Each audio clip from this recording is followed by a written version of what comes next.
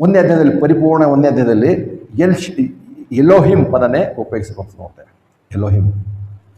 ನಂತರ ಎರಡನೇ ದಿನದಿಂದ ಯೆಹೋವನು ಬಂತು. ಇದೆಲ್ಲ ಬರೆದಿದೆ.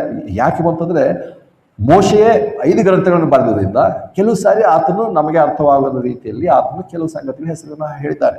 ಆದರೂ ಅವುಗಳು ಅಲ್ಲಿ ಹೇಳಿದ ತಕ್ಷಣ ಅದಕ್ಕೋಸ್ಕರ ಆತನು ಹೇಳಿದನಂತಲ್ಲ, ಅಥವಾ ಅನೇಕ ಸಾರಿ ಹೇಗೂ ದೇವರ ವಾಕ್ಯ ಹೇಳಿರುವಾಗ ಅದನ್ನು ಆ ರೀತಿಯಾಗಿ ಅರ್ಥ ಮಾಡ್ಕೋಬೇಕಾಗಿದೆ. ಆದರೆ ನಮ್ಮ ಪ್ರಕಾರ ನಮ್ಮ ಅನುಕೂಲಕ್ಕೋಸ್ಕರ ಪ್ರತ್ಯೇಕ ಮಾಡ್ಕೊಂಡು ಹೇಳುವಂಥದ್ದಲ್ಲ. ಮೊದಲನೇ ಅಧ್ಯಾಯದಲ್ಲಿ ದೇವರು ಎಲೋಹಿಮ್ ಅಂತಲೇ ಉಪಯೋಗಿಸ್ಕೊಂಬಂದ. ಇಲ್ಲೊಬ್ಬನಿದ್ದಾನೆ ಅವನು ಎಲೋಹಿಮ್ ಅಂದರೆ ಅರ್ಥ ಅಂಥೇಳಿ ಇವತ್ತಿನ ಏನಂತಾರೆ ಡಿಕ್ಷನರಿ ಹುಡುಕಿ ಅರ್ಥ ಆಗ್ತಾ ಇರ್ತಾರೆ.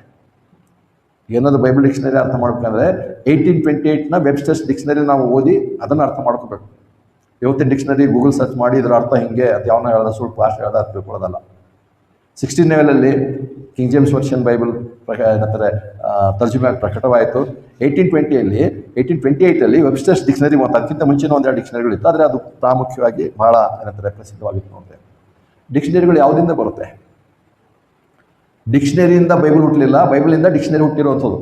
ಅನೇಕ ಮೂರ್ಖರಿಗೆ ಅದು ಗೊತ್ತಿಲ್ಲ. ಏನೋ ಸ್ವಲ್ಪ ಕಲ್ತ ತಕ್ಷಣ ABCD ಕಲ್ತಿಲ್ಲ ಸರಿಯಾಗಿ. ಇಬ್ರಿಯ ಭಾಷೆಯಲ್ಲಿ ಹಿಂಗೆ ಹೇಳುತ್ತೆ ಅಂತ ಹೇಳ್ತಾರೆ. ಇಬ್ರಿಯ ಭಾಷೆಯಲ್ಲಿ ಹೇಳಬೇಕಾಗಿಲ್ಲ ಯಾವುದೋ ಡಿಕ್ಷನರಿ ನೋಡಿ.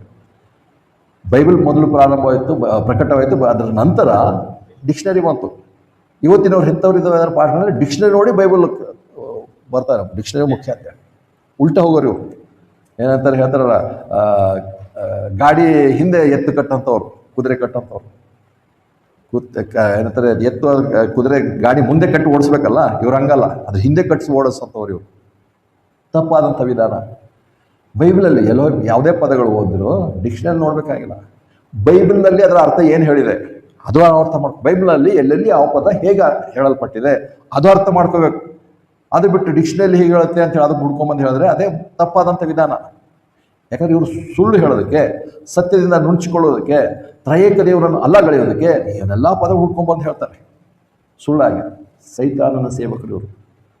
ಇನ್ನೂ ಆತ್ಮನಿಂದ ಹುಟ್ಟಿಲ್ಲ, ಇವರು ಕಣ್ಣು ತೆರೆದಿಲ್ಲ, ದೇವರ ತ್ರಯೇಕ ವ್ಯಕ್ತಿಗಳಾಗಿರುವಂಥ ಇವ್ರು ಕಾಣ್ತಾ ಇಲ್ಲ. ಅದಕ್ಕೆ ನೋಡ್ತೇವೆ ದೇವರು ಎಲೋಹಿಮ್ ಅಂತ ಹೇಳಿ ಅಲ್ಲಿ ಮೊದಲನೇದಲ್ಲಿ ಹೇಳುವಾಗ ಬೇರೆ ಬೇರೆ ಕಡೆ ಆತನ ಹೇಳ್ಕೊಂಬಂದಿದ್ದಾರೆ. ಆದರೂ ಅಲ್ಲಿ ನೋಡ್ತೇವೆ ಅಂದರೆ ದೇವರು ಇಲ್ಲಿ ವಿಮೋಚನ ಕಾಂಡ 22ರಲ್ಲಿ ಯೆಹೋವ ಇರುತ್ತೆ. ಇನ್ನೊಬ್ಬ ಇದ್ದಾನೆ, ಅವನು ಅದನ್ನು